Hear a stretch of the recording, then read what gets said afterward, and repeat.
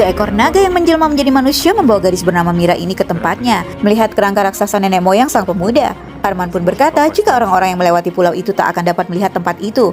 Yang mereka lihat hanyalah kabut, dan mereka ditakdirkan untuk mengembara di dalamnya sampai waktu kematiannya. Kapal dan kotak peti kadang-kadang terdampar di pantai, namun penumpang hanya bisa sampai ke pulau jika ada kekasih hati yang menunggunya, ucap Arman. Lalu Arman pun berkata, hanya orang yang benar-benar mencintainya lah maka ia akan menemukan dirinya.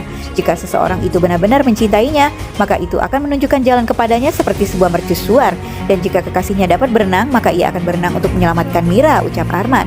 Seraya melihat dengan heran pada Mira yang memetik bunga itu. Mira pun mengatakan jika seseorang akan memberikan bunga pada orang yang ia cintai. Lalu berkata jika Igor akan berenang menyelamatkan dirinya karena pemuda itu mencintainya.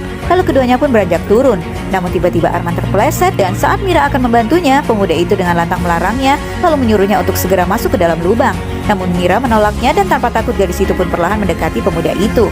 Walaupun Arman terus mengatakan jika dirinya bisa berubah sewaktu-waktu. Namun dengan santuy Mira balik bertanya, lalu mengapa kini ia tak berubah? Membuat Arman terdiam sejenak lalu berkata mungkin karena saat ini ia sedang lemah. Namun Mira mengatakan jika sebenarnya Arman tak lemah. Buktinya ia menyelamatkan dan memberinya makan, bahkan menyelimuti dirinya. Itu berarti pemuda itu dapat mengalahkan kekuatan naga yang ada di dalam dirinya sendiri. Ucap Mira seraya berjanji jika ia akan membantu pemuda itu untuk menjadi seorang manusia. Ia akan mengajarkan pemuda itu bagaimana hidup sebagai manusia.